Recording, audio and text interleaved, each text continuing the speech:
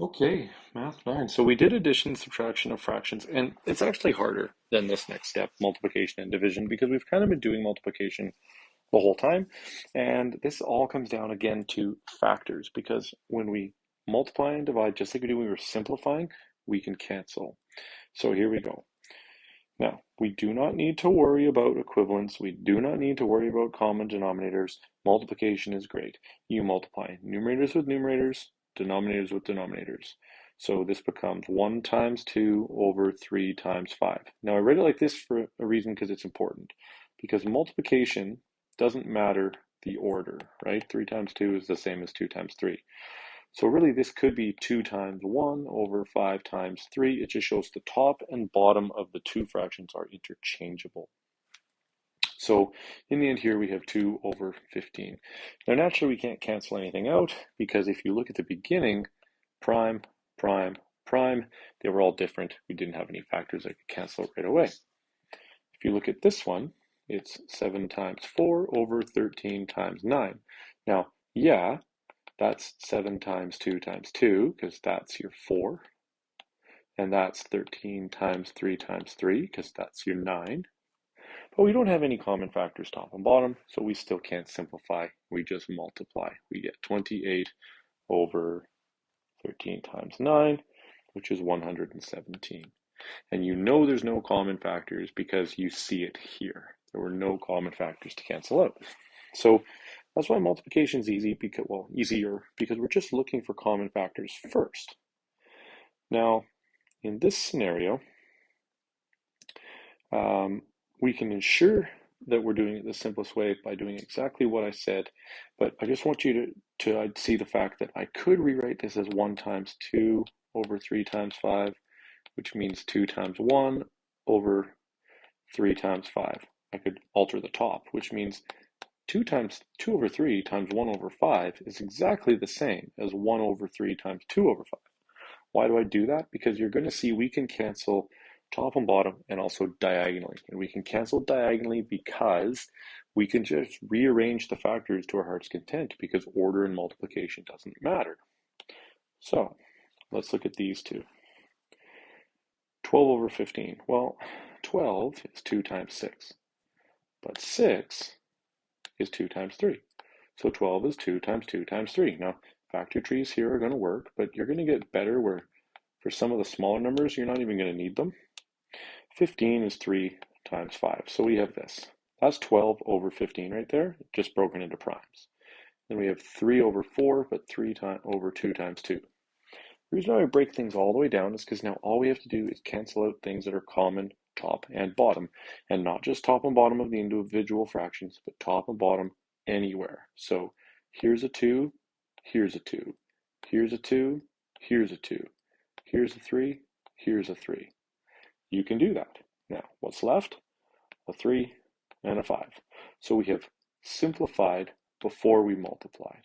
That way we get a simplified answer right away. If you had multiplied these things together first, you would have had 36 over 60, and you would have had to simplify from there. It's a lot easier to simplify first because these numbers can get very, very, very big. For instance, look at the next one. If you did 16 times 21, you'd have a denominator of 336, and you'd have a numerator of 36. And then you would have the painstaking task of simplifying from there. Way easier if we simplify first. What is 9? Well, 9 is 3 times 3. What is 16? Well, 2 times 2 times 2 times 2, right? 4 times 4. What is 4? Well, 2 times 2. 21, 3 times 7. So here we are again. We're back to our factors. And then we're canceling anything we can, top and bottom. 3, 3, nope, sorry, not 3, 3. 3 with a 3. 2 with a 2, 2 with a 2. What's left? 3 over 2 times 2 times 7, 28. It's simplified.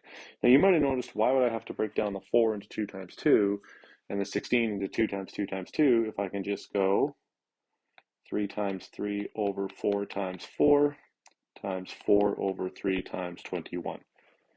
Or 3 times 7. And you definitely can. You don't have to go all the way down to primes, But if you're not super comfortable with your factoring, you might as well, because it just helps you be more thorough.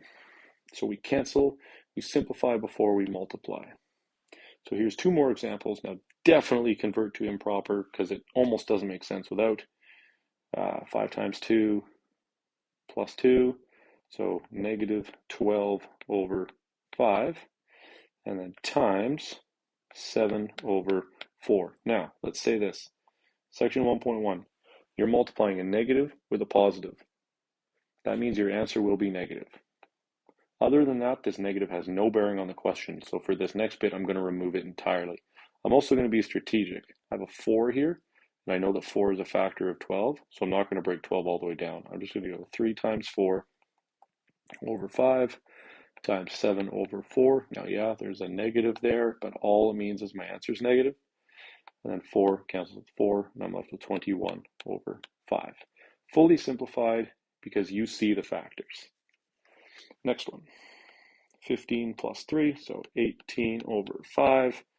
And then 18 plus 7, so 25 over 9. Again, I'm going to be somewhat strategic with my canceling because I see that 9 is a factor of 18.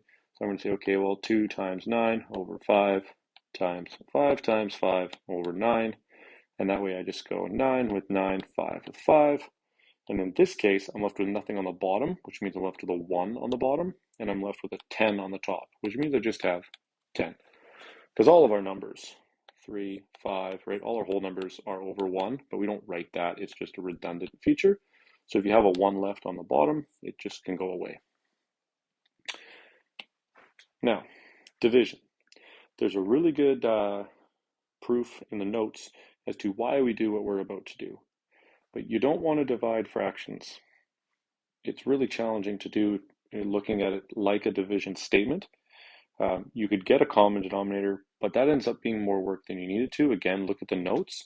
But the big thing is just flip this to multiplication or change this to multiplication and flip the second fraction. So the denominator becomes your numerator and the numerator becomes your denominator. That is the technique for division. There's a good proof that explains why in the notes. I might do a bonus video to explain why, but we don't have time for it right now. So flip to multiplication, flip the fraction, then cancel like we've just been. You'll notice here, these are all prime numbers. I can't cancel anything, so I just have 14 over 15. The next one, again, step 1, change to multiplication, flip the second fraction. So now you have this statement. Now, simplify. So 12, again, I'm going to be strategic. 12 is 2 times 6 over 13, and then times 11 over 6. I did that because I knew these 6's would cancel, and now I'm left with 22 over 13. It's simplified. I can't simplify it any further. I already know I can't. Another division here. So convert first. 6 plus 1, so 7 over 3. 6 plus 1 divided by 7 over 6. Now, change to multiplication, flip this fraction, and now look for common factors. Well, right away, 7 will cancel 7, which leaves you 6 over 3. And what's 6 divided by 3? 2. Last one here. So 5 times 3 plus 1, so 16 over 3. And here's where you got to be careful. Divided by 4 over 1. So it becomes times 1 over 4. If you don't have a denominator, remember that you are over 1. And now let's go, okay, well 16 is 4 times 4.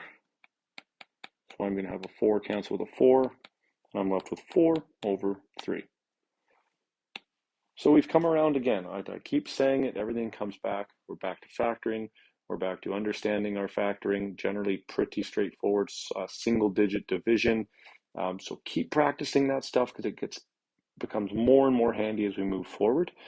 Cancel out common factors before we multiply things together. Keep things